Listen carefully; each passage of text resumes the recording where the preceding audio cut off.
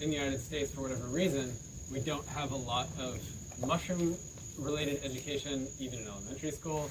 And then you go to UC Berkeley or Harvard, and you can find the botany building. It says it in big letters at the door. And you can find the zoology building, but you can't even find a closet for mycology. For whatever reason, we've ignored this third really large kingdom of eukaryotic organisms. So part of my axe to grind in the world is to bring mushrooms up to their rightful place in our attention. And this is one of the ways I do that. All right, let's hear a couple more people's backgrounds with fungi. Anyone a mushroom picker? Do you eat mushrooms? What do you do? When I was a kid, yeah. Okay, where? In France. In France? Yeah. So maybe you'll recognize some of the ones that are in this talk. Anyone else a mushroom picker? I know you are. I know both of you are. I started as a plant hunter, then just looking for food, and then gradually I started to get much more involved in identifying different things and got involved in a couple of projects, which is a lot of fun. Yep. If you're not careful, you'll end up spending a lot of time in the world of mushrooms. Yeah. So we have a friend who's really a good forager, so we've just been learning a little bit about foraging. But we bought a log that was already inoculated with shiitake. So I love that. Shiitake for a while. That's a really fun thing to do if you haven't tried it, is to buy a pre-inoculated kit that fruits. There's a bunch of different kinds you can get, but shiitake is a really good one. We got it at the Ithaca Farmers Market. Oh, you can get them at the farmers market these days. That's cool. Okay, so that's your backgrounds. How many of you have heard the word mycorrhiza, or mycorrhizal, mycorrhizae? Okay, good. This isn't going to be such a harsh transition then. I'm going to go through the basics just to bring us up to speed and make sure we're speaking the same language about what the relationship is. And then we're going to get into the complications of mycorrhizal relationships and talk more about sort of advanced mycorrhizal biology. Okay, so for starters, mycorrhizae, what are the Latin roots there? Some of you probably recognize myco and rhizo. Myco is easy. Mushroom. Mushrooms, fungi, pertaining to fungi. And then rhizo is also pretty easy. Roots. Yeah, so those are the Latin roots now. And it just means fungus root. That's the basic idea of this relationship. And it's a form of symbiosis. But symbiosis is a frequently misused word. Does anyone want to venture a definition for symbiosis? Like mutualistic relationships? And this is where we run into a problem. Because mutualism is a form of symbiosis, but not all symbioses are mutualistic. So, in casual, daily conversation, symbiosis usually is meant as a mutualism, where both partners are benefiting from the relationship. But in biology, we use symbiosis to refer also to parasitism, and also to commensalism. Does anyone know what commensal relationships are? Relationships where the two organisms might be living together, but they're not really benefiting one another. That's right. So let's think about it as these three flavors of symbiosis. In one of them, both partners benefit from being in close physical contact with each other. In parasitism, one partner is harmed, and the other partner is sort of making their living based on the resources they're extracting. And then in commensalism, like you said, one partner is benefiting and the other partner neither receives a benefit nor a harm. So all of them refer to symbiosis, which literally just means living in close physical contact for prolonged periods. So we're not talking about things that are in brief physical contact with each other, but actually their bodies are sort of intermeshed. They form a very close physical contact throughout their lives. So mycorrhizae are a form of symbiosis, but they're a very particular kind. And we'll talk about the specifics in a second. But basically what happens is that fungi trade water, phosphorus, and nitrogen, as well as a bunch of other resources, potentially, for something that they can't make. So fungi, critically, are not plants. Mushrooms are not in the plant kingdom. They're their own kingdom. Fungi that is heterotrophic like you and me. What heterotrophic means is we can't photosynthesize. We can't make our own sugar out of sunlight and water and carbon dioxide. So they're getting this extremely precious resource from their perspective, sugar, photosynthate. All of that green chlorophyll that we see above us right now is dedicated to producing sugar that flows through the twigs, into the branches, down the trunk, into the roots, and the fungi are there to intercept some of it. But it's more complicated than just interception. We'll talk about that later. there's an aspect of specificity to mycorrhizal relationships, and we're going to talk about that in more detail, but really the basic idea there is that not every fungus is mycorrhizal. In fact, most fungi are not mycorrhizal. But of the ones that are, they don't all form relationships with the same kinds of plants. There's very sort of discrete boundaries around which fungi can partner with which plants. And it goes both ways. So there's limits in both directions. And then I'm going to say that this relationship is at least 130 million years old. So it's a very ancient ecological interaction. But it doesn't really make sense to say that it's 130 million years old. And this is a sort of a trick question or an advanced, sophisticated question, but does anyone know why it doesn't make sense to put one number on this relationship? Glaciers? No, not glaciers. Different relationships formed at different times. That's exactly right. So the mycorrhizal relationship isn't one evolutionary event that started and then spread through the tree of life. It's actually arisen multiple times. So that is independent evolution of the same ecological interaction in unrelated groups, but that all behave similarly now. So it doesn't make sense to put a single number on it. The oldest one we know of, we think, is around 130 million years old. So it's at least that old. But there are forms of mycorrhizal interactions that are younger, if that makes sense. Okay, so let's get into it. A few more background slides here. For those of you who weren't on the walk today, mushrooms, the above ground things that we see, are just the sexual reproductive structures of the organism. They don't actually last very long. And I think this is something we've all experienced. They come up really quickly and they go away really quickly. The really critical part of the fungus for our purposes, talking about mycorrhizae, is the underground structure that looks like a carpet of branched fibers, this network of fibers called the mycelium. And it's actually really important that it's branched and that the fibers themselves are extremely fine. They're like just a few microns thick in some cases. So they're extraordinarily high surface area, and that is a really important thing to understand when thinking about mycorrhizae. They have a huge, huge surface area to absorb and to expel or sort of release compounds into their environment. And if they weren't that way, this relationship never would have evolved.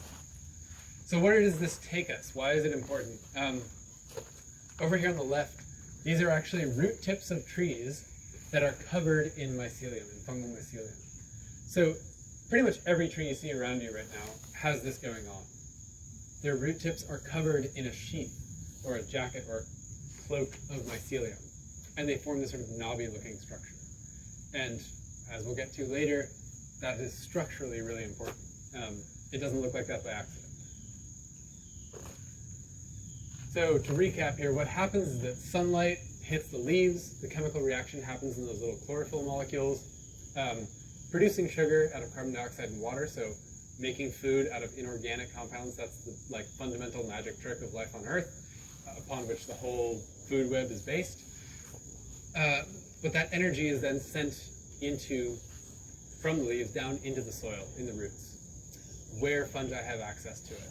And they wrap themselves really tightly around those root tips, the form the mycelium does, and now you have this sort of reciprocal flow of water and soil nutrients that the fungus gathers in exchange for sugar from the tree. We're all on the same page so far. These are the basics. It's only going to get more complicated from here. Okay, if you have any questions, just interrupt me. I'm not going to dwell a lot on this slide, but this compares, we're going to get to our first level of complexity, two different kinds of mycorrhizal symbiosis. So, there's two main groups within this relationship. One of them is called arbuscular, that's on the left, and the other one is called ectomycorrhizal. And ecto just means outside, because the fungal cells, which are in blue here, pretty much line up on the outsides of the root, and they never actually penetrate inside the cells. They grow like the matrix, like mortar between bricks. They never actually go inside the cells. So they are ecto, outside. And this is by far the most common kind of mycorrhizal relationship with mushrooms that we can see. The arbuscular mycorrhizae that actually do go inside the cells of their host, they produce little fruit bodies that are in the soil that we can't see. So we have very little interaction with that kind of mycorrhizal symbiosis. The mushrooms that we deal with as pickers, pot hunters, biodiversity enthusiasts, the ones we can sort of pick up and hold, they all form ectomycorrhizal relationships. And that's primarily what I'm going to be talking about today. But this sort of highly branched and highly interwoven with plant cells structure is how they accomplish efficient transfer of nutrients in both directions. So water and phosphorus and nitrogen up the tree, sugar is all happening right at this juncture of cells between fungus and host. So just to give you a picture of what arbuscular fungi look like, they're these little sort of colorful balls of spores that are buried in soil. You almost never see them unless you specifically go sifting and washing soil very carefully and putting it under the microscope. You'll find them. But they're really common. I'm not saying that they're not ubiquitous. In fact, they're probably more ubiquitous, but we don't really have much interaction. There's another view of arbuscular mycorrhizal fungi. And they're more dominant in tropical ecosystems, so not like here so much, although there are still lots of them here, but they're mixed with ectomycorrhizal fungi here, so there's a balance here. Whereas in tropical ecosystems, there's a lot fewer of what I'm about to talk about, for reasons that are complicated.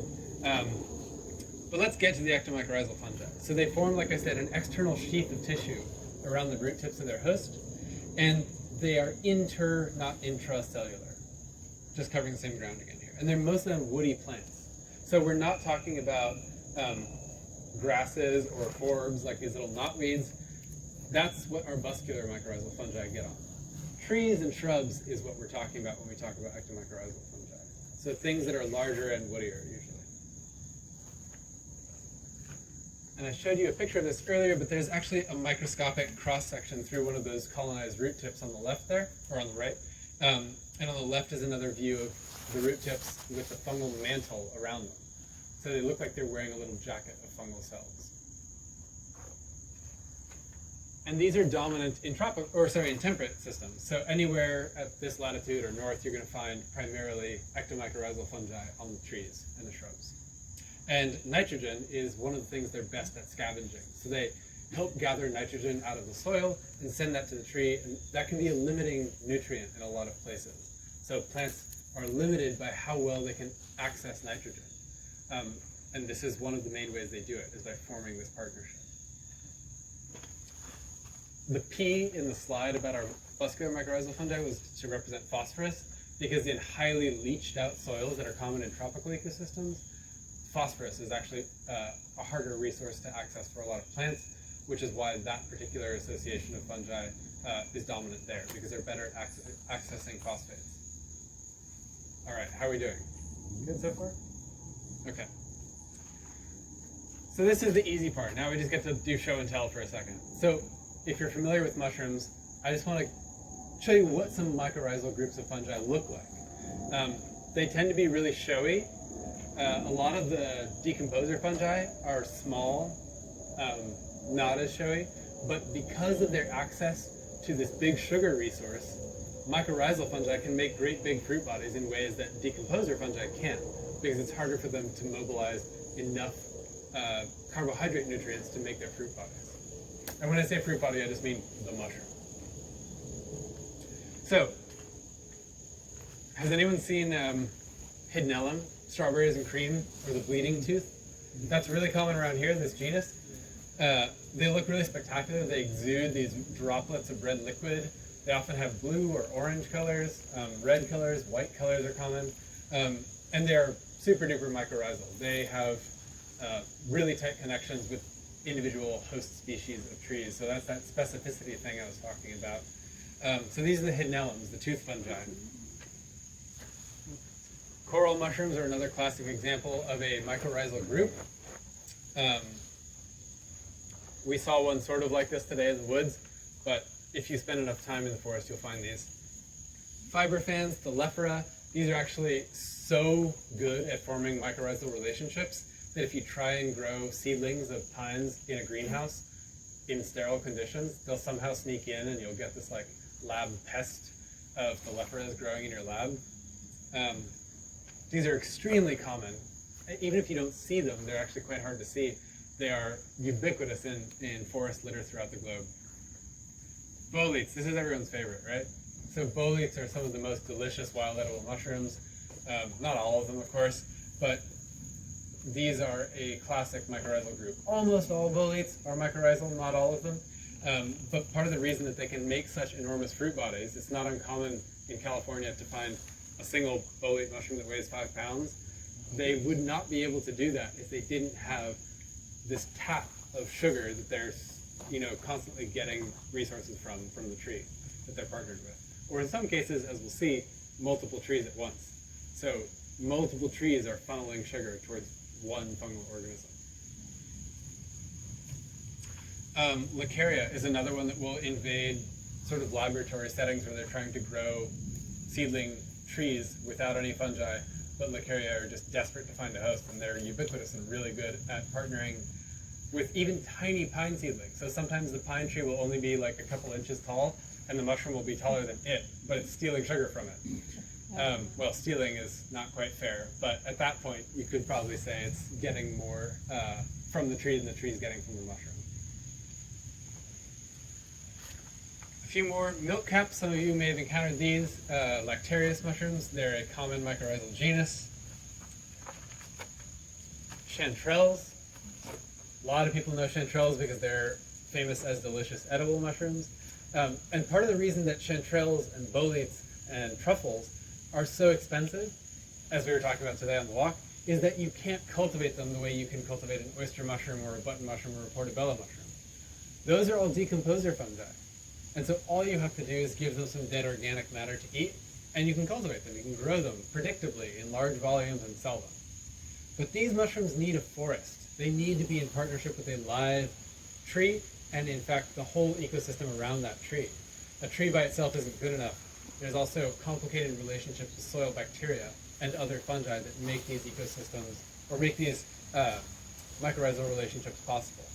So things like chanterelles and boletes are pretty resistant to cultivation at large scale, which means they're always going to be more expensive than their decomposer brethren. If you have mushroom hunted for a long time, you're familiar with Cortinarius. This is a super famous genus of mycorrhizal mushroom around the world because they are thought to be the most diverse genus of mushrooms, with something like 2,000 species just in this one genus. So it's an extremely diverse group, and some of them are really beautiful, lots of purples, blues, greens, reds, yellows. But you'll find this one here. This is Cortinarius corrugatus. You all know this one, right? Amanitas. These are another example of a mycorrhizal genus. So what I'm trying to get across here is that a lot of the most familiar groups of mushrooms to humans are mycorrhizal fungi because they are so big and so showy and so conspicuous in the forest. All right, a few more just to get you up to speed. Inosities. Russula, you may have seen these. Anytime you're in the woods and you see a mushroom with a bright cherry red cap, there's like an 80% chance that it's a Russula. And these can be super abundant if you go to a place like the Pine Barrens in New Jersey.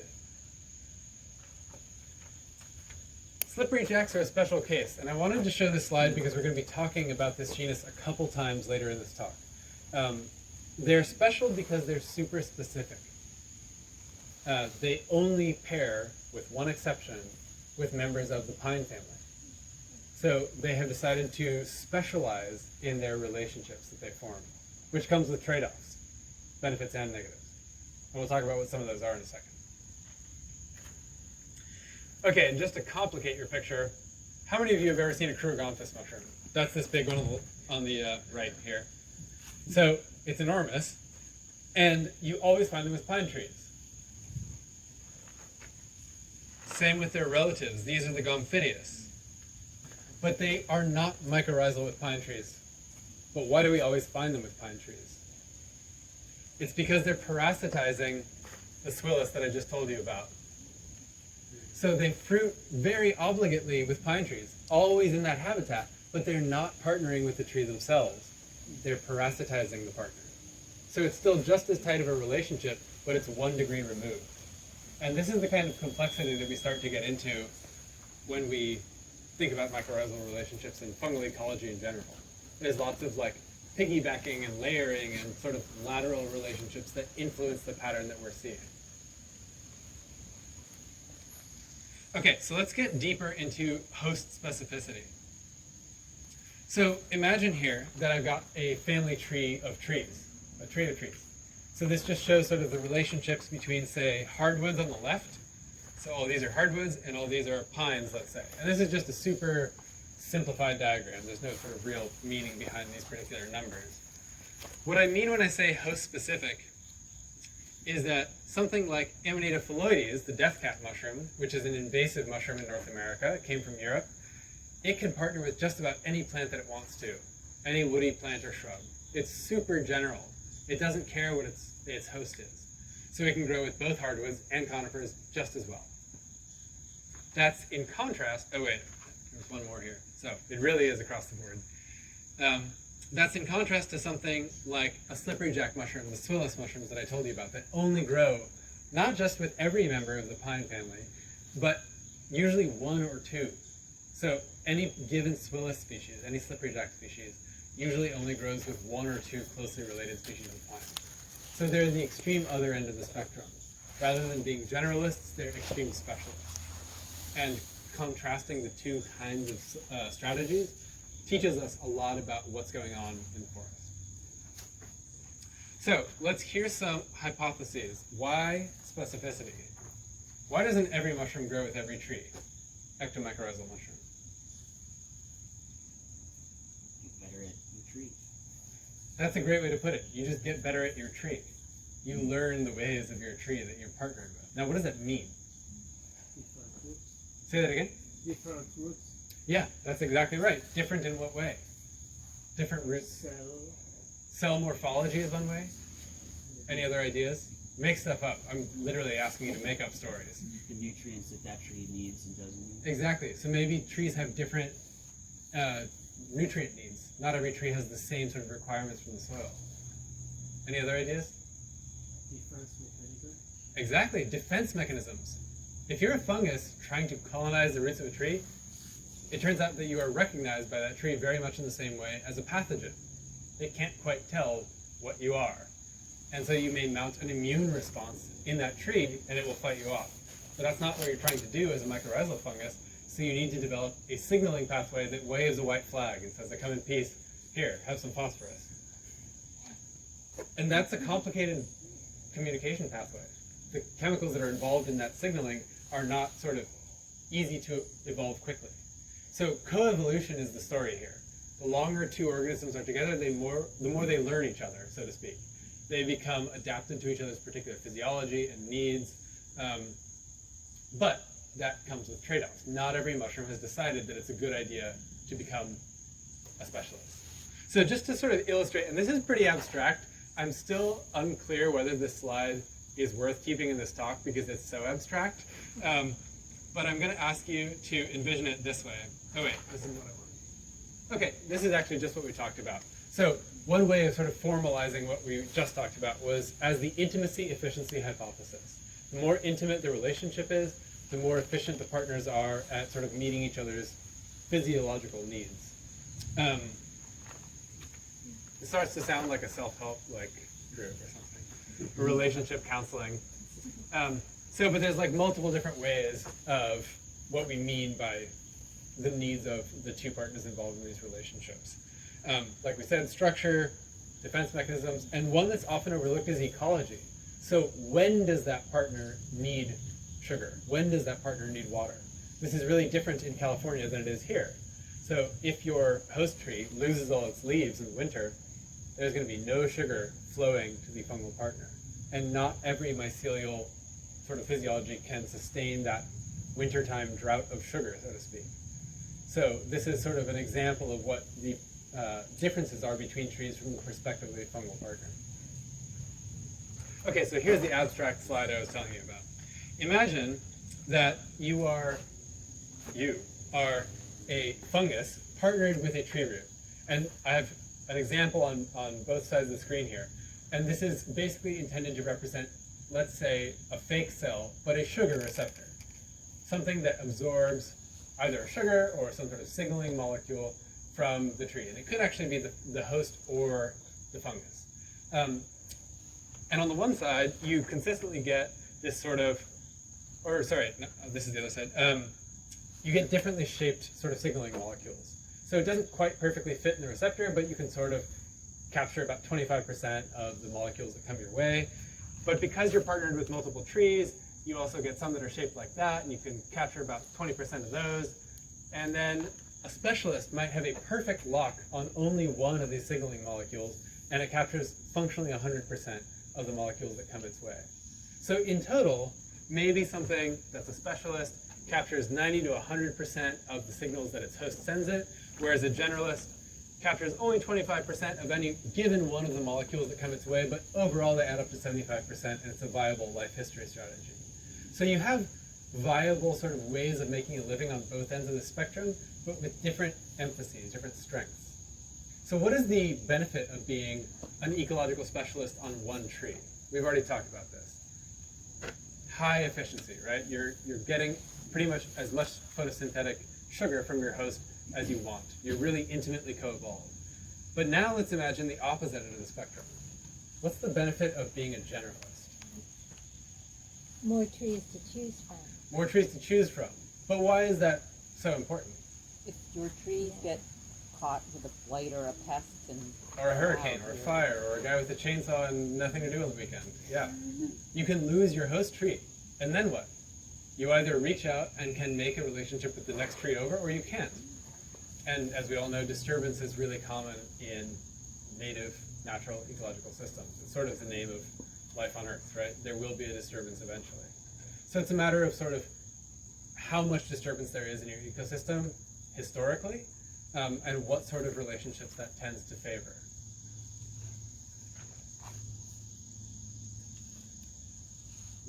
Oops. Okay, so what's really cool is that someone decided that they didn't want to keep just telling the story, they wanted to actually test this idea.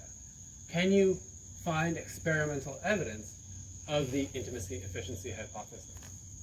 So there was, it's going to be hard to see in this talk, but I put citations for the papers that I'm getting, some of this at the bottom of these screens. If you want, you can ask me later and I'll tell you. So these images are not actually the trees they're labeled as, they're just analogs because this is from the Himalayas. So I didn't have pictures of these pines and oaks, but these were Indian researchers, I believe, who specifically focused on two trees that are found in the foothills of the Himalaya. Pinus roxburghii and Quercus leucotrichophea, and each one has specifically evolved, co-evolved mycorrhizal partners. So the Quercus likes growing with a russula, and the pine likes growing with an amanita. And they said, okay, we're going to take seedlings of both of these trees, as well as their fungal partners, into the lab, and we're going to like scramble them all up and pair them in different combinations and see what happens. So, what would you expect to happen when you grow a tree with its preferred partner? Everyone's happy. The tree grows, the mushroom grows.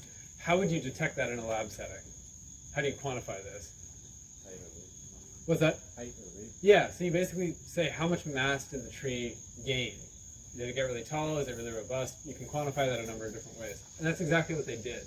So when they grew both the pine and the oak in the presence of the russula, the tree that was co-evolved to have a relationship with it grew taller than a baseline. Obviously they didn't compare them to each other because that's apples and oranges or pines and oaks, but to a baseline.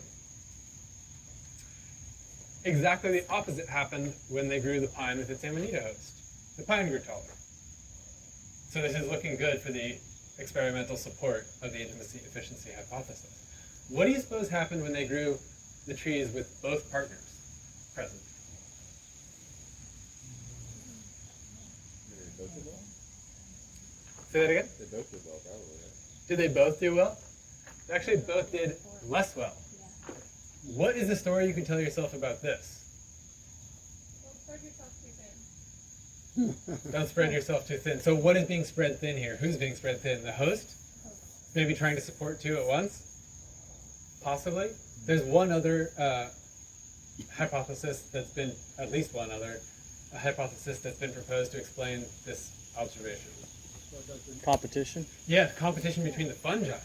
So maybe the host would have done just fine, except that the fungi were squabbling, producing maybe sort of chemical defenses or compounds to attack each other, instead of spending that energetic resource sending to the tree. Did both fungi do okay though? The trees So the didn't do fungi I well. don't think were quantified separately because they're much harder to detect. You'd have to fish them out of the soil and then you sort of killed them. So they were just focused on quantifying the metrics of the tree, as far as I remember. So this is sort of the unexpected third aspect of this experiment. But I always think about that when I'm in a forest, looking at the massive overlapping coexistence of both trees and fungi, and realizing that this is one of the ways that ecosystems are kept in whatever balance they're kept in, is through these competitive and mutualistic interactions, in ways that become so complicated so quickly, you can't really quantify them experimentally like this. Because to move them into a lab is necessarily to change the conditions that surround them. So we can only sort of get an idea of the complexity or a shape of the outline of what's happening out in the real world. But it gives us some interesting insights. Okay, so I forgot to put the citation in the bottom of this, but it's research by Tom Horton and I think some of his collaborators. But this has an interesting sort of a consequence that builds up ecosystems in a way that you might not expect. So these are Californian trees that I'm going to be talking about, but I'm sure a similar dynamic occurs in different systems out here. So what happens is that we have shrublands, so where all the trees are, well, they're not trees, they're shrubs. They're below your head height, and often vast areas are covered in these shrubs. Usually drier, sunnier ecosystems, but and they're often fire tolerant. So if you have been following the news about California, we're experiencing a lot of fire right now. These are the kinds of plants, chamise and manzanita, that in many cases are adapted for frequent fire intervals. They can burn and regrow from stump sprouts. So they have a lot of sort of life vigor in their underground burl structures, big, massive stem bases that they can resprout directly out of after being burned. So they'll grow back after a fire relatively unharmed. But if that ecosystem goes long enough without a fire, they start to senesce. And fire-sensitive trees, like Douglas fir, which can't tolerate fire whatsoever, it can start to invade these ecosystems. So Douglas fir seedlings will start to grow up in the middle of the shrubs, and eventually you'll get a type conversion to a forest if enough decades go by without a fire. But it's not symmetrical. Not every shrubland is created equal from the perspective of a Douglas fir seedling. Chamise, which is this very common shrub through all of California, is non-mycorrhizal. It doesn't form these associations. You find waxy caps and things like that under chamise, but not mycorrhizal fungi. Arctostaphylos manzanita is this amazing, beautiful genus of shrubs in California. If you ever go to California, spend some time looking at the manzanitas. They are, I think there's like 100 species just in California, and they're pretty much nowhere else. There's a few species that grow in Oregon and around the northern hemisphere, but it's like 3 or 4. Most of the diversity is right there in the state. They are mycorrhizal. They do have mycorrhizal fungi that live with them, and it is much easier for a Douglas fir seedling thus to land there and have a sort of established network of partners to grow its roots into and on. Which means that Douglas fir preferentially invades this Arctostaphylos, this manzanita shrubland. So you're much more likely to have conversion of manzanita to forest than chamise to forest, all other things being equal. The trees that don't form those relationships, do they actively repel the relationship usually, or they just, the cells don't transfer sugars as well? What is This is a really good question. So not all trees form mycorrhizal relationships. So what is going on? Are they actively saying we don't want mycorrhizal relationships? Is there some sort of repellent signaling? I don't know the answer. I don't know a good general answer, but I suspect that there are multiple different ways that it happens. Some of them just haven't evolved the signaling pathway. So the whole cypress family, that's redwoods, bald cypress, things like that, junipers, they do not form ectomycorrhizal relationships. So people go to the redwoods in California and see this enormous tree towering overhead and they say, oh, this must be great mushroom hunting. And there's like no mycorrhizal fungi there. It's all waxy caps and little tiny things. Doesn't mean they don't have a cool assemblage of fungi, but they don't have mycorrhizal fungi. Well, ectomycorrhizal fungi. That's an unsatisfying answer, but there's multiple ways probably that it happens. Is that Chemosiferous? Would that be one of those? Like our white Is it a white cedar? And Yeah, I'm not mandarins? super familiar with that genus, but I think that is Yes, in the that's- family. That's Yeah, in the cypress family. yeah. But some of Okay. Most of the trees that you mentioned are rot resistant too, but they use them to make pies and stuff like that. So there's something there as well. Yeah, so that could be one of the things. So I think what you're alluding to is that the wood, say of redwood or cypress, is rot resistant because they have this like richly chemically defended wood that prevents them from rotting, and that may be an antifungal that perhaps makes it difficult for a potential mycorrhizal partner from colonizing those roots. I don't know if that's the reason. Maybe it has nothing to do with that, but that's a good first hypothesis. Did you have another question? the ones that do a lot of them you mentioned actually promote the relationship and send out like chemoattractants to mushrooms? I think that does happen. Is that that's part of that signaling dance. Is initiated. Yeah. So because mycelium is not evenly distributed in the landscape, so if you're a germinating seedling, it would be really advantageous if you were able to chemically attract a mycorrhizal partner. But I don't know very much about that. Okay, we're going to get on to the idea of multi-partner relationships, and I promise we're still talking about fungi, where one individual tree has many fungal partners and vice versa, one fungus partnered with many trees. So a single tree can have 5, 10, 15, or more species of fungi growing on its roots, sometimes up into the tens or even hundreds. Likewise, one individual fungus may have part of its underground mycelium on the roots of one species of tree and another simultaneously, which leads to all sorts of like scenarios that you can think of where trees are talking behind your back to this underground fungal conduit, which there's weirdly experimental evidence to show now that there is sort of tree-to-tree communication that happens using fungal conduits as the way that whatever messaging signaling is moving, it's moving through the fungus. So from root to root, even between plants of different species, which is ecologically terrifying because if you're trying to study a native ecosystem, it is complex and out of sight. It's very hard to get a window into what these organisms are doing out of our sensorium, out of what we can tell they're doing. So we've already talked about the adaptive benefits of being less host-specific.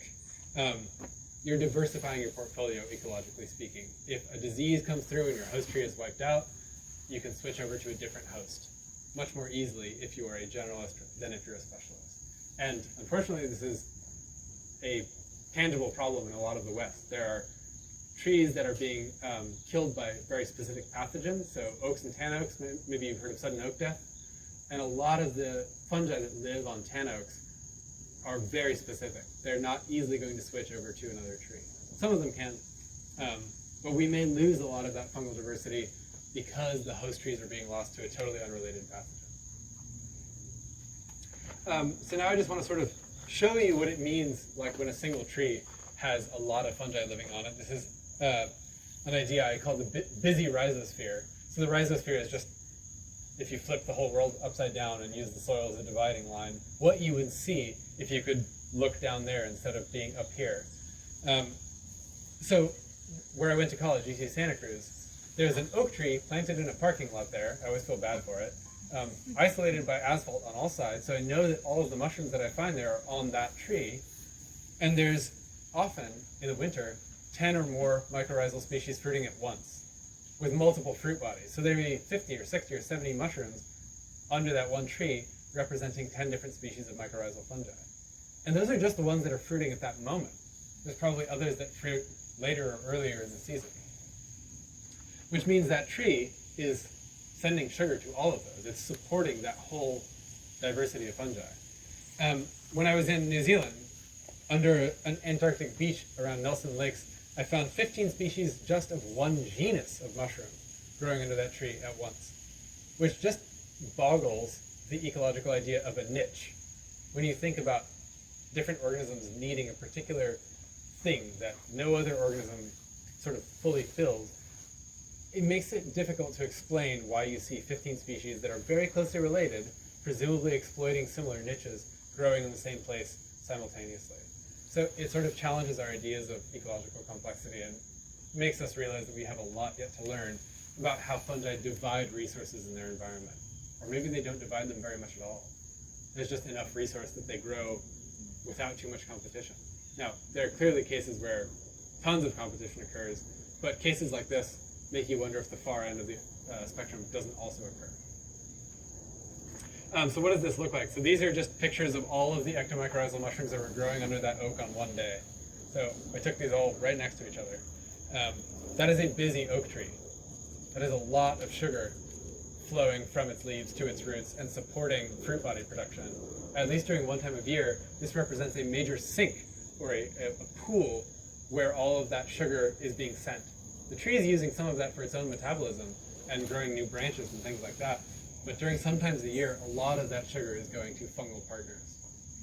And just to highlight how intense this need is, and I don't know how this figure was arrived at, but Taylor and Alexander, John Taylor is a now retired professor from UC Berkeley who's a famous mycorrhizal researcher, with his collaborator, estimated that between 3 and 14 million individual root tips are needed to support the production of a single fruit body of a king bolete. That's just an incredible number for a single fruit body. When you think that king boletes often fruit like 10, 15, 100 around a tree, how many root tips have to be supporting that mycelium? It's hard to imagine, at least for me. But figures like this make me realize that there's just like vastly more complexity under the soil than I can begin to intuitively come to grips with. Of course, maybe they're completely wrong about their estimate. I don't know. I'm in no position to argue. Okay, so when you realize that fungi can be that much of a draw on the sugar that their host tree is producing, you might wonder, does the tree really allow that? Does the tree, is it sort of at the mercy of these fungal, I mean, they're symbionts, so it's getting something out of the relationship, but how many can it really support if it's losing that much sugar to them? And so Peter Kennedy and a bunch of the people, Lotus Lofgren, some of you may have met Lotus. She used to be out here, but she's back west now. A lot of them have done research using that Swillis that I was telling you about, that extremely specific genus of boletes that only grows on a group of pines, or that pine family. So they looked at the idea of competition and priority effects using this genus of mushrooms. And they grew pine seedlings in the lab, and they grew 3 different species of Swillis with them. Now, Swillis subaureus is a special Swillis, and it grows around here. The only species in this genus known to form associations with hardwoods. So it can partner with oaks, unlike every other member of its genus, which makes it an awesome study subject, because you can ask, okay, what impacts does this have on the rest of its physiology? And what they found was that when they grew pine seedlings with these 3 different Swillis, there was a clear hierarchy of competition. Swillis americanus was way better at forming relationships with the roots of those trees, but funny enough, this somewhat divided attention Swillis was the next most able to form relationships, followed by Swillis spraguei. So even though there's a big range of host specificity here, from the least host specific in the genus, the one that they expected to be least able to compete was actually right in the middle of the lineup. It was able to outcompete one of the more host specific members of the genus when growing on the same pine seedlings. So it suggests that there's more going on. It's not a simple story of specificity and competitive ability. It doesn't line up in the way that you would predict it to, at least in this one instance. So what I'm basically now getting into is research that has no neat takeaway. I'm here to confuse you. Another study that they, not the same people, a different research group, this is Kabir P.A. and some of he's at Stanford now. They took the same genus of mushrooms, Swillis, Swillis spectabilis, Swillis gracilis, Swillis grevillei, none of which grow in the west with the exception of grevillei, grows up north. And they grew them on the same pines at once and found out that Swillis gracilis, I believe, was the sort of least favored partner. In any case where all 3 were present, the trees sort of preferentially formed partnerships with the other 2.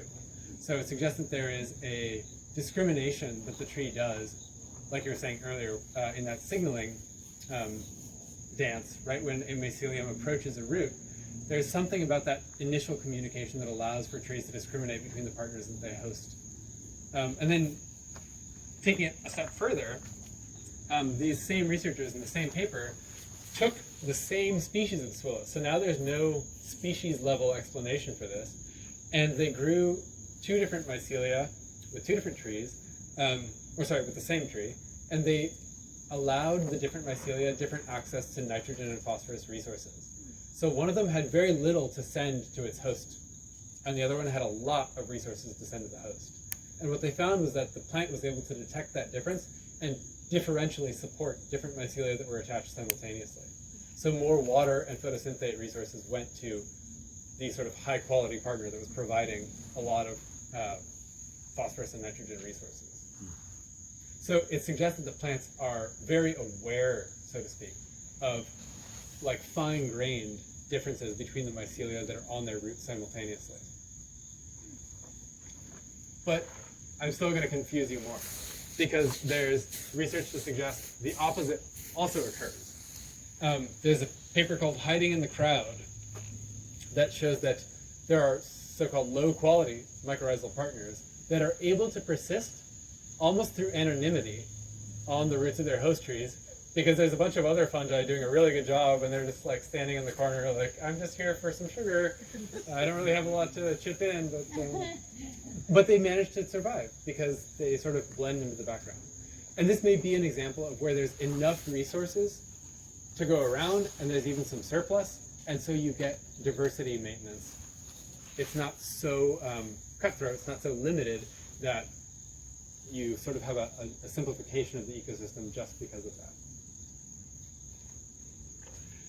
And really what this shows is that when we talk about mycelium, when we talk about mycorrhizae, very often, and I am guilty of this, very guilty of this, is that I think about it as sort of cut and dry. Both partners benefit. If you are a mycorrhizal fungus, that's all that you do ecologically. That's how you get your nutrition. But it turns out that it's far more of a spectrum. Fungi that are mycorrhizal can also retain some wood breakdown or litter breakdown ability. They're not necessarily getting all of their resources just from the tree. And not every mycorrhizal partner is super good for the tree that it's paired with. It really depends on the ecological conditions that surround the relationship at the moment. So you can even think about these relationships on a temporal scale, where at some parts of the year, most of the resources are going in the direction of one partner, and at the other times of the year, it's the other way, and they average out to a mutualism. But at any given moment, it can be very lopsided and almost appearing parasitic. So it really takes a sort of a broader perspective to understand what the relationship evens out to. Part of the way that my understanding about this has changed recently is the idea of the sheath. So remember we talked earlier about that mantle or that cloak of fungal cells that are formed around root tips. For a long time, I just sort of assumed that that was because there needed to be a lot of surface area contact between the fungus and the root. It makes sense. But in a paper I was reading recently, Cody 2018, they were reviewing literature from the 70s, where this sort of brilliant early researcher pointed out that there is no need for that cloak to be so complete, so entirely encircling the root, and there must be some function to its completeness. And he pointed out that you can think of it more as a barrier, preventing the root from accessing the soil on its own, and preventing the root from sort of accessing the phosphorus and nitrogen that it might otherwise, without the fungal intermediary or gatekeeper to sort of hold those nutrients hostage until it gets sugar. So this is a really different way of looking at the mycelial interaction, in which the fungus is less friendly and much more of a, it immobilizes nutrients. And there's, if you watch the way that a root tip grows on a colonized mycorrhizal fungal root tip, the mycelium actually sort of bubbles out when a new root initial forms, and it never lets the root escape that cloak. It grows and expands and stretches around the growing root tip. So here's a little piece of evidence that suggests that the fungus is really good at its job as a gatekeeper. some radioactively labeled carbon is incorporated into sugar, and when it's been tracked flowing from a leaf down into the fungus, there's some evidence showing that it's moved from the leaf to the fungus within about 1 day of its production. So that's really rapid. Sugar is produced in the leaf and moved into the fungus within about a day. In that same system, they found that phosphorus that was gathered by the fungus took multiple days to be transferred to the host. So there's much more of a delay happening in the resource allocation in the opposite direction. So it suggests this is, I mean, that's a little bit of a strained comparison. There's lots of other reasons that might be happening. But it shows that it's not sort of equivalently rapid resource translocation. So like I said, at any given time of the year, so here's a pine tree, here's a bolete, and this is just a very simple cartoon to help you visualize that at one point in the year when there's lots of sugar flowing, maybe the bolete is getting more benefit than the pine tree. The pine is losing a lot of sugar to the bolete. And then at another time of year, when water is limiting and the bolete is gathering tons of water, actually pine is a terrible example because they don't lose their leaves. Imagine that I said oak here, and the oak has lost its leaves and it doesn't have any sugar to send. Then the pine, or the oak, may be benefiting way more than the fungal partner. So it's sort of averaging out these physiological consequences over the course of a year to understand how these symbioses are maintained. I'm not going to get super deeply into this, but there's also plants that don't do anything for their fungal partner and are strictly parasitic on fungi. Some of you have probably seen these, the Indian pipes that grow around here, or snow plant if you've ever spent time in the Sierra Nevada in the West.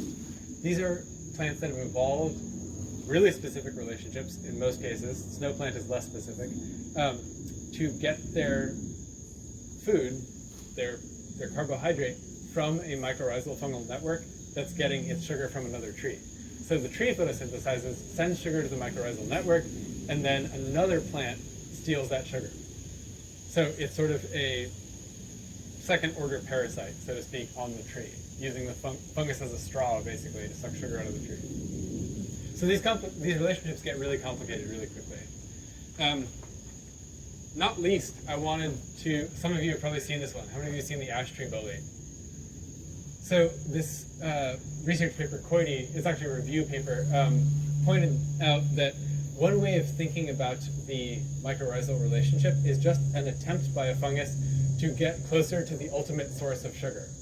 So things that break down dead wood are still accessing a tree's sugar resources, but many steps down the line, after that sugar has been turned into wood, which is a much more locked up, difficult to decompose form. Mycorrhizal fungi are just trying to get further up the source towards the sun. They want to get to the ultimate source of this glucose.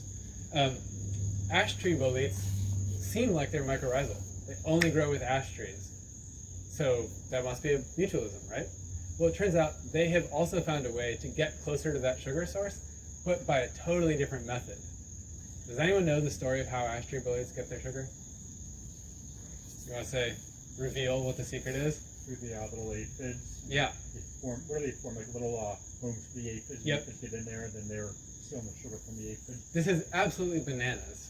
This ash tree bolete forms a little house for aphids that are sucking sugar out of the roots of the ash tree, and the honeydew that the aphids sort of secrete after they've sucked out whatever they want to eat is used by the fungus. So they're living off of the aphid honeydew, and the aphids are sucking sugar out of the roots of the tree. So it's another way of cutting in line closer to the original source of sugar, but by a totally different method. And the fact that fungi keep inventing ways to do this just shows how much of a driving force it is in their metabolism. Yeah? Those aphids must be specific to ash trees. The aphids are specific to ash trees, which is why it's such a closely linked relationship. Yeah. And they're actually not very good for the ash tree. So this fungus that you might think is acting mutualistically based on how it behaves, you look a little closer, and it's actually providing a refuge for the parasite of the tree. So things are not always as they appear.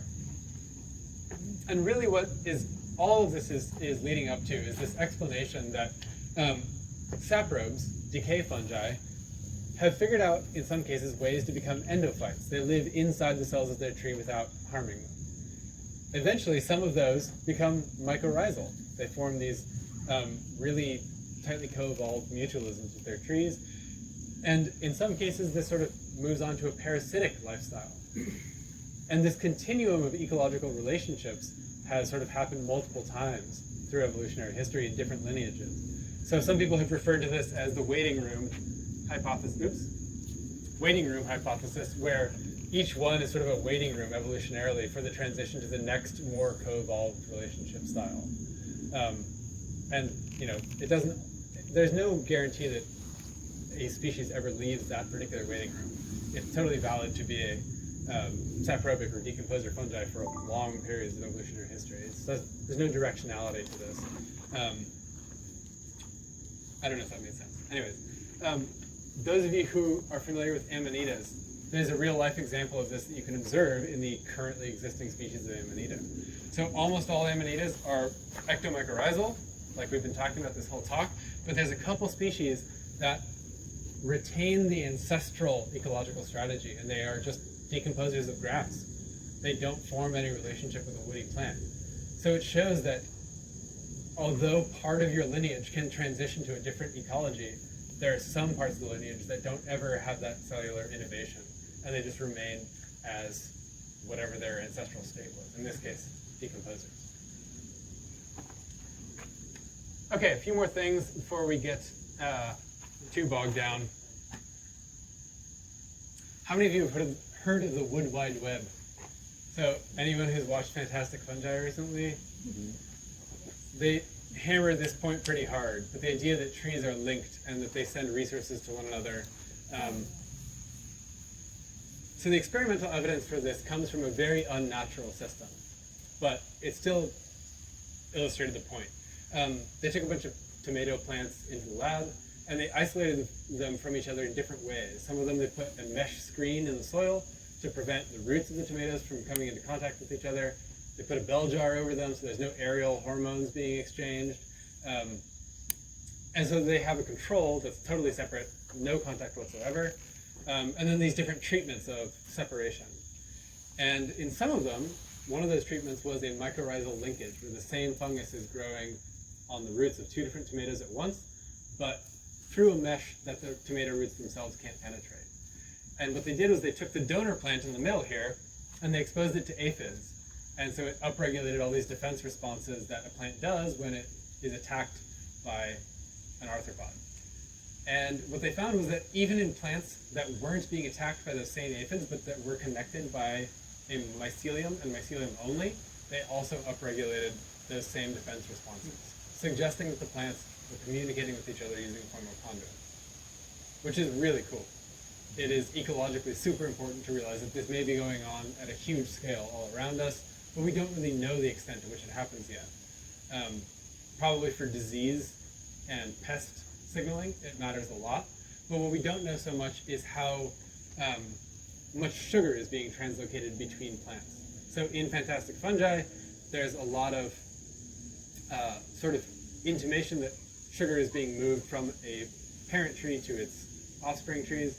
But the picture that they paint in that movie is a little bit simplified. And something that I learned in this Coidy paper recently is that a lot of that sugar is not moving between roots as sugar. It's moving as a particular compound that that nitrogen is embedded. So nitrogen resources are moving, and it only sort of by corollary is moving carbon between the individual plants. So it's not sugar that's primarily being translocated between a host tree, a big established parent tree, and its seedlings. It's in a different form that is probably not as useful for the carbohydrate budget of those seedlings. But this is a really important thing to understand, no matter how it's happening. And I don't want you to read all that text. That's a lot of text. I should simplify this slide. But the idea that the fungal mantle, the fungal mycelium, has so much carbon stored in it at any given time is because that fungus usually fruits in a big flush. And if you're a mushroom hunter, you've noticed this. If you're looking for kingbloids or for chanterelles, they often have a very pronounced season. And a lot of fruit bodies come up in a short amount of time. And the researchers in Finley, 2005, point out that it's unlikely that you could gather that much carbon out of the soil and produce fruit bodies with it that rapidly. Probably what they're doing is they're storing up carbon from their host all year, and then rapidly liberating it or mobilizing it to produce fruit bodies. But the upside of this from understanding carbon cycling is that there is a lot of carbon dioxide that trees have sucked out of the air that is then sequestered underground for variably long amounts of time, which all the words I'm saying should sound important from a climate change perspective. Anything that takes carbon out of the air and sequesters it underground for any amount of time is an important thing to understand if you want to understand climate change. And this really does add up. Globally, mycorrhizal symbionts consume and sequester something like 15% of all of the sugar that's ever made by trees and plants. I think, what is it? 9 petagrams. A petagram is not even a unit I'm familiar with thinking about. But it's 9 times 10 to the 15th gram. So that is an absolutely astonishingly enormous amount of carbon. It's, as they point out, more than the sum of all human-caused emissions annually. But it doesn't just stay there. It's important to realize, and this is something they did not do a good job of pointing out in that film, Fantastic Fungi, is that carbon doesn't stay there permanently. It's released. When fungi mobilize it to make their fruit bodies, those fruit bodies rot and that carbon gets released again. So it's not a permanent solution just to say that trees sequester carbon in their fungal symbionts. It doesn't stay there permanently. Some of it may stay there longer than it would have otherwise on average, but I want you to go away from this knowing that that's not the full picture. And it's often overlooked or sort of intentionally not mentioned by people who are talking about the promise of fungi in climate change solutions, so to speak. Fungi are on both the sequestering and liberating end of the carbon cycle. It's not a uniform influence. But basically the important takeaway for why they are important in sequestering fungi, or sequestering carbon, is that ectomycorrhizally colonized roots that have that cloak, they take a lot longer to rot. So the more trees that are mycorrhizal there are, the longer carbon stays in the soil, because they don't rot as quickly as an uncolonized root. So there is some kernel of truth to this idea. So another complication that I want you to be aware of is that these things happen in tandem with other kinds of inputs. So we're not just enriching the atmosphere with carbon, we're enriching it with nitrogen. All of those nitrous oxides that come out of car emissions are making nitrogen deposition in forests much greater than it was historically, and that complicates what happens to the carbon. If you increase both at once, in many cases you get a decrease in the amount of carbon that's sequestered underground. So you can't just sort of find one piece of compelling evidence and say, oh, we're going to fix the problem this way. You have to sort of understand what it does in the context of what else is going on in the ecosystem at the same time. But no matter how you look at it, fungi are really important for global carbon cycling and nitrogen cycling. I saw this diagram in a paper recently, and I thought, that is the worst science diagram I've ever seen. I can't make heads or tails of all those arrows. And then I realized, oh, it's accurate. Because I don't understand what's happening out there. So this is just accurately representing my confusion. So I think they did a pretty good job of illustrating the fact that fungi don't have a single directional influence on the ecosystems they inhabit. They have multiple bottom-up, top-down, lateral, parasitic, mutualistic, saprobic, sequestering, liberating. It's not one thing that fungi do. They're important at every step of interaction in ecosystem. And I just want to end with sort of an illustration of how complex ecosystems are that fungi live in by sort of illustrating the Sierra Nevada model ecosystem that I might go see if I went backpacking in California. And the first thing a lot of people see is something like a big ponderosa pine tree, because it is the organism that confronts our senses in sort of on our scale. We say, wow, what a huge tree. That's an impressive individual organism. Without ever realizing that if we flip that tree upside down, the amount of biomass of organisms that are living on and around its roots far exceeds that of the tree. So this tree is supported by the underground mycelium of things like a truffle, a rhizopogon, sending phosphorus, nitrogen, and water to the tree in exchange for sugar that that tree produces. So the tree's life is made possible by those truffles. Something like a squirrel or a rodent, like a vole perhaps, up to 70%, 90% of their diet can be these underground hypogeous fungi. So they are super dependent, not only on that truffle, but on the tree that feeds the truffle. So fungi mediate the interaction between those two organisms. Something like an owl, a spotted owl, eats pretty much only voles and small rodents. So its life is highly dependent on the amount of truffles that those squirrels in the forest can find. If they don't have a food source, the owl doesn't have a food source. Not to mention that the tree that's also supported by that fungus is the place where the owl nests and perches and hunts from. I could even make it more complex and point out that all of the feathers on the owl are colonized by varying amounts of keratin-degrading fungi. So the owl is the food source for a whole different plate of mushrooms, or fungi anyways. The bark of the tree might be covered in lichens. The lichens, any of you who know lichen ecology know that lichens are a symbiosis between algae and fungi. So there's fungi living on a tree supported by fungi that supports a whole other web of fungi leading up to the owl covered in fungi. What's this organism? Anyone know? Flea? Not a flea. It is an arthropod. Not a nematode. It's got. It's kind of like a mite. It's a tardigrade, a water bear. So these are the little highly resilient arthropods that you can like throw in acid or freeze or boil or like send into space, and they're happy the whole time. They don't mind. But they live in places like mosses and lichens that dry out and then rehydrate. And they do the same thing. They turn into a little resting stage and then they rehydrate. And they can go for hundreds of years in between rehydrating. In some cases, not all tardigrades. But tardigrades are not free of fungal parasites themselves. So these little pink bubbles are a fungus that parasitizes tardigrades. So here's a fungus living on a tardigrade that lives on a thing that is partially a fungus, that lives on a tree supported by fungus, that supports an ecosystem leading up to the owl covered by fungus. So you can see that it's not unidirectional. They're at every step of the way, but they're doing slightly different things. And by they, I mean fungi. Who else would I be talking about? A few more complications just to really hammer this point home, but this is a parasitic orchid, Mycorrhizal. It's really common in California, and it is one of the orchids that steals its nutrients from a mycorrhizal network that is paired with the tree. So here's a plant siphoning off sugars produced by a tree using fungus as an intermediate. But this big spotted lip that it has on the flowers is really showy because it attracts insects to pollinate it. Some of those insects are infected with this group of fungi called lavobenialian fungi. They look like little sticks made of jelly that don't really kill insects. They just sort of weaken their exoskeletons. They're weak parasites. But there's fungi on an insect pollinating a plant that steals all of its sugar from a fungus that goes back to the two other systems of fungi that we just talked about. So there really isn't a point in the forest where fungi are not present and sort of interjecting themselves into the proceedings in some way or another. Both at the bottom of things, allowing things to grow up, as well as killing things as parasites and sort of thinning the forest out.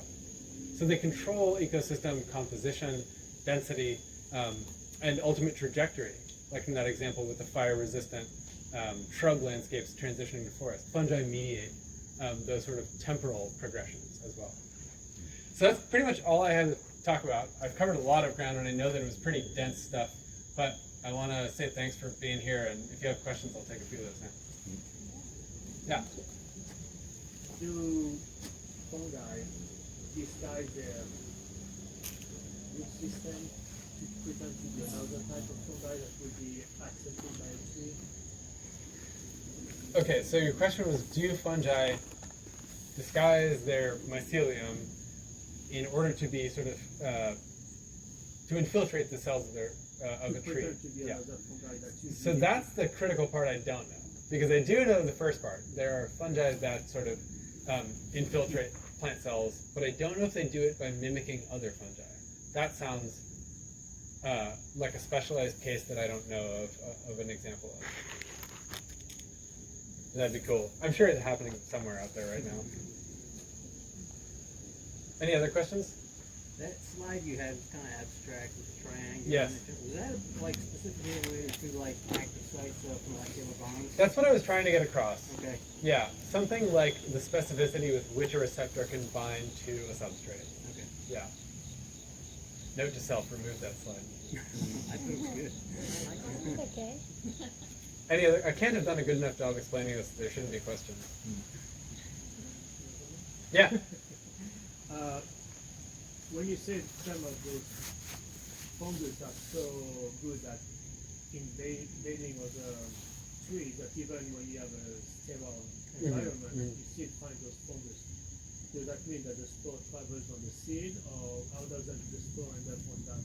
So in some cases, fungi can be present inside seeds as endophytes. So it's impossible to get a sterile seed because they're inside the cells and they travel. So orchids, for example, are extremely dependent on mycorrhizal fungi for their germination.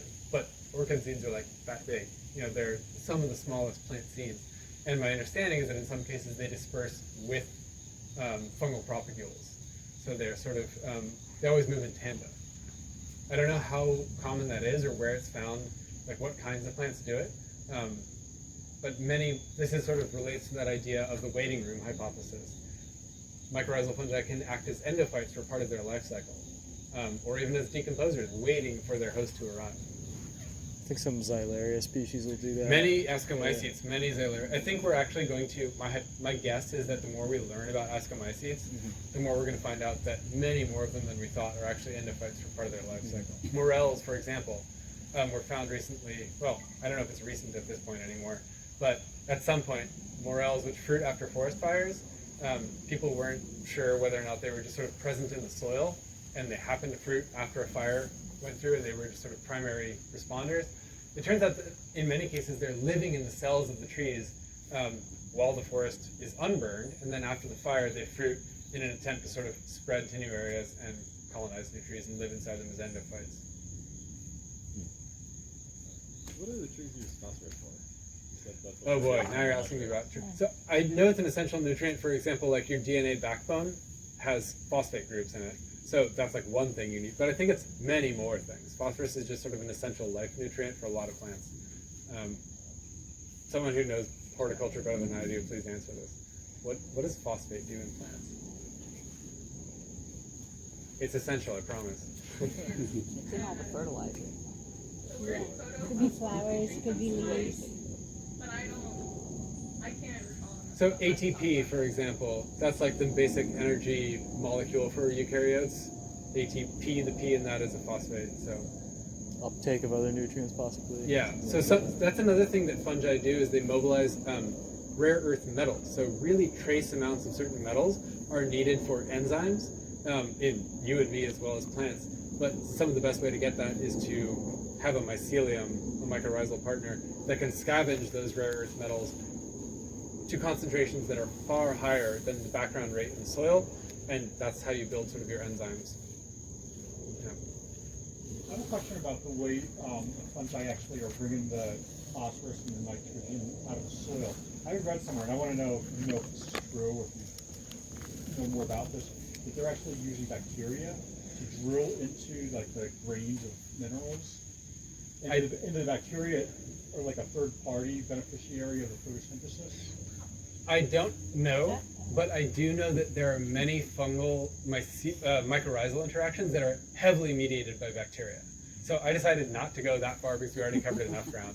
But there's at least 2 or 3 papers that I was reading in prep for this, in which sort of the relationship doesn't ever happen unless this third party is present, a bacterium. And I don't know if it's because they sort of use them to mine minerals in the way that you were talking about. That would be really cool if you can find a reference to that. I'd love to read it. But it wouldn't surprise me because bacteria obviously are like another order of magnitude smaller, able to like infiltrate crevices in soil grains. Yeah, there was a book that came out. I could find the book, and it was more of a gardening book. It was an orchard book. Sure. And he was talking about using mycorrhizal fungi, but he was talking about how it works, and he was saying that the fungi, like the tips that are drilling into the mineral pieces, have fungi or have bacteria on them, and that the fungi are feeding the bacteria sugars, and then the byproducts of bacteria, the waste, the excrement, or the weight of the bacteria are what's actually dissolving the minerals, and then the fungi are uptaking that. That makes a lot of sense. I wouldn't be surprised. I read that I would in the be book, and amazed, but not shocked. Yeah, that's really cool. But yeah, so at no point should you assume that the only 2 partners in these associations are the fungus and the tree. There's a lot of other partners that are mediating these relationships. Just a quick question. In the nitrogen phosphorus uptake, you mentioned water. Yeah. The mycelium aren't affecting the water uptake, are they? They definitely are. It is a major component of what they're doing is translocating water. Yeah. So they can much more efficiently gather water because of that finely divided surface area of their mycelium than a root system can. They just have like an order of magnitude more interaction with the soil. So if there's water there, they can get it. Yeah. How about underwater? I mean, are we only talking about karst, or? There are aquatic fungi. I don't think there are sort of algae mycorrhizae. I don't know if that's what you're asking, but there's less abundance and less diversity than there is. I mean, fungi are primarily a terrestrial group, but there are lots of fungi that live in the ocean as well and in freshwater ecosystems, but not mycorrhizal fungi so much. Yeah. I get it. This is an unfair question. Oh, good. So it's maybe to the whole group because it has to do with here. When you go into the Wissahickon, there are all these steep slopes. Wissahickons losing tons of trees. They're just toppling. And it just seems like the roots, and it could be stormwater runoff. But I've wondered if it has to do with the fungi. If something is killing the fungi in the soil. I don't know if Could you be guys mycorrhizal dieback with That's runoff. a really good question. So Wissahickon is a valley, and of course a lot of runoff comes from Rockborough, Chestnut Hill, all the surrounding neighborhoods, down, washes over all those trees, and flows right into the Wissahickon Creek. So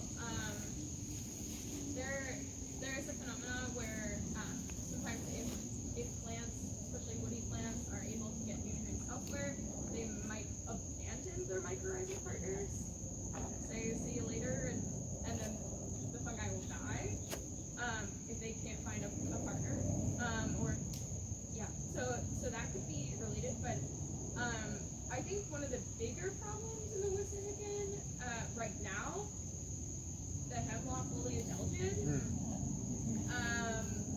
the spotted lanternfly, the ash borer, other invasive species that may be killing these trees. I consider this to be a larger problem right now. And I would say the Park Service actually offers an explanation too, saying that a lot of the trees that are falling over are just normal die-off of trees, but because of overpopulation of white-tailed deer, they're eating all the young trees before they get a chance to regrow. So you just end up with this barren undergrowth, and it just seems like the trees are all dying off. And there's nothing. But they would be replaced. They would be replaced, except the fact that we've condensed all the deer into these little tiny pockets, and they just eat everything up. There is a black fungus kind of thing that grows between the bark and the inner root of the poplar trees. Yeah. So if the poplar tree gets damaged, like if it's in your garden, for example, and you come with a weed whacker and you damage the bark, then the fungus can go inside and you can get a magnificent poplar tree, they will die in a matter of years. Yeah, in the West. There's a lot of armillaria in the Wissahickon, and it attacks a lot of trees. It's very parasitic, so it will attack living trees that are nearby, and it will kill them relatively quickly. So I know a lot of it is that. I just read a number of years ago on the worms. The fishermen use a lot of worms, and the worms eat the leaf litter really fast. They can plow through it really fast, whereas the fungus takes a long time to go through it. And so when they remove all that leaf litter, the fungi maybe are dying, and maybe even it changes the pH, which affects the Yeah, I think worms are like an underappreciated, like vast ecosystem modifier in North America at the moment. Their invasion into western forests, I haven't seen much research about, but it certainly seems that they're in places they never were before, and that, like you said, they have this incredible impact on the soil that has cascading effects on the fungi and thus the plants. But I haven't seen a lot of direct research pointing out their effect. Yeah. Good one. So why don't we see a lot of mycorrhizal relationships, or at least macroscopically, in rainforests and tropical areas? It seems to be a lot of decomposing, saprotrophic relationships. So one possible explanation is that the nutrients that fungi are good at scavenging are not the nutrients that trees are limited by there, at least ectomycorrhizal fungi. But the other explanation, or another explanation, there's probably multiple that are all at play, is related to what you just said. The rates of litter turnover are so high in a lot of tropical areas because of the humidity and the heat, and just sort of like the richness of invertebrates and bacteria in the soil, that there's nothing there for the fungi to live in many cases. The litter layer is so thin that it probably selects against certain kinds of fungi that we're used to in temperate zones.